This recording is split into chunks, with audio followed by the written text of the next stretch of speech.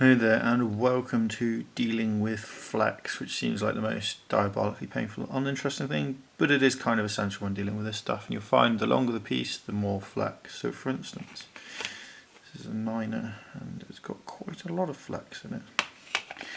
Whereas this is a 1er, and it has virtually no flex. So with these, there's nothing you really have to do. So just get rid of that straight away. But with the others, there are things you need to do. Here then is one of the tour pieces, and you can see it's got a slight flex in it, very little flex in it. Now with all pieces you need to worry about this, but you need to give it a bit of flex with your hands, just to, you'll hear it crack a bit, but don't worry too much. You just want to give it, and with the tour there's probably enough, and with the tour as well, it's probably just going to need a bit of flex in this direction, so push your thumbs into the middle on the outside, pull back and down.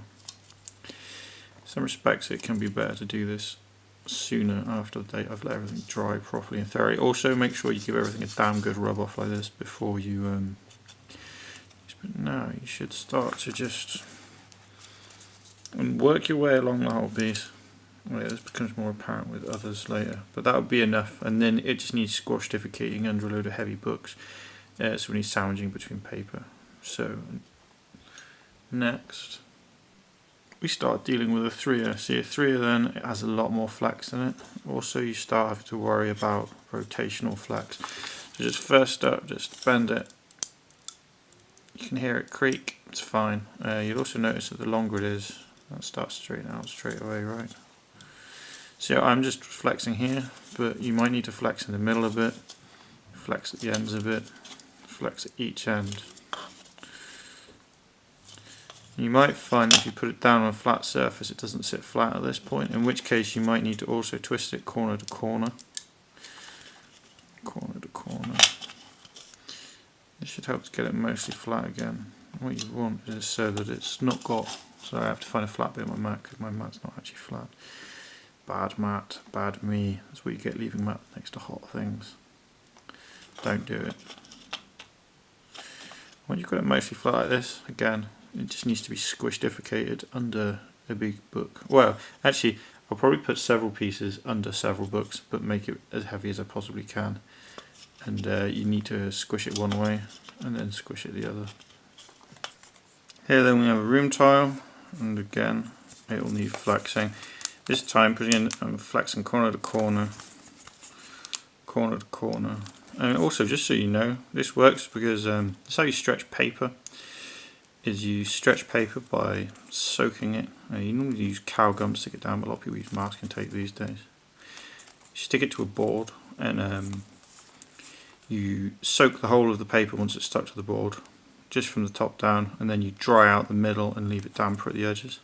So it dries first in the middle and more slowly around the edges, and that causes the paper to stretch evenly and become very flat and taut, which means when you use watercolour, as long as it remains stuck to the board, the paper won't wrinkle or rumple or do all those funny things that really hurt you when you get bits of paper wet.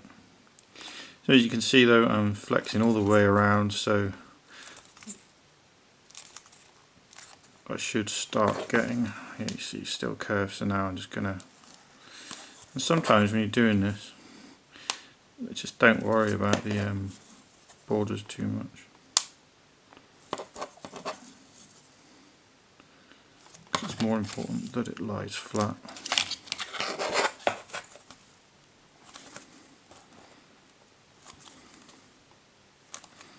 And also, that's on the tiled things, it gets concealed. And in fact, on the mesh version, it also gets concealed because all the bending happens either underneath plastic or so it all remains outside. There you go, it's roughly flat now. Again, just need something heavy put on it, and then at the last minute I'll do some final tarting up on the bindings. Finally then we have the long 9 pieces, and you're going to have to literally work your way all the way along here. Give it a long bend where you flex in the middle, flex it in the middle where you work your way all the way along one way, all the way back again. And you should be able to hear it quickly cracking, and that's just the glue and the plastic being stressed. But that's fine, because that's what we're trying to do. So it's lying marginally flatter, and you'll probably find, again, the other thing you might find with these is that they start to get a warp, so you might have to twist them. So one hand twisting that way, the other hand twisting the opposite way. Twist them one way, twist them the other. So you're trying to even it out. And you can sort of see there's a slight twisting in it.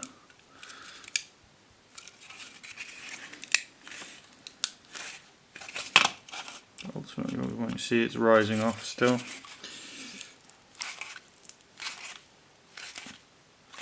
And you'll probably find that your binding starts to buckle a bit at this point, but that's actually fine. Don't worry about it too much. And when you knock bits of plastic off like that, like I've just done, that just makes me dumb, and I'll reattach that with some super glue in a minute. So again, just don't worry too much about it. It'll be fine in the long run. So I'm going to get those bits attached, and then I'm going to get this all chucked under some books. Here we go then. Here's all my bits laid out, and you see I've grouped them into their relative types because I want to make sure that pressure is transferred into either end and the centre fairly evenly. The only thing that's difficult to do that with is those rooms because they're all square, so unless you do them individually, which would be the best way to make sure pressure goes through each corner, this is about as good as you're going to get. And you notice I haven't got any of the single squares because, to be quite frank, they just don't need squishtificating. They don't need that final kind of pressure being run over them. So this is what they look like before being squished. And this is what it looks like with a whole load of books chucked on top of it. And the main thing is to try and get the pressure on either end so all the corners are pushed down, the centre's pushed down, and the weight's as evenly distributed as possible with as much weight as possible. So this now needs to be left overnight and then flipped and left for another till the evening or something if you flip them in the morning, or overnight again if you do it then the next evening, just to make sure everything's properly flattened from both directions to give it as even a squish as possible. Here we have it then, acres of flat green space with some genius dealers tearing across it towards some terminators. So we can now place Spacehulk in fields, or we can make spaces in between, like there's rock outcrops that people can't see around or what have you, and we can still have the maze network. So I hope this has been some interest used to you and you're getting everything flat. Thanks for watching, have a good one and take care. Bye bye.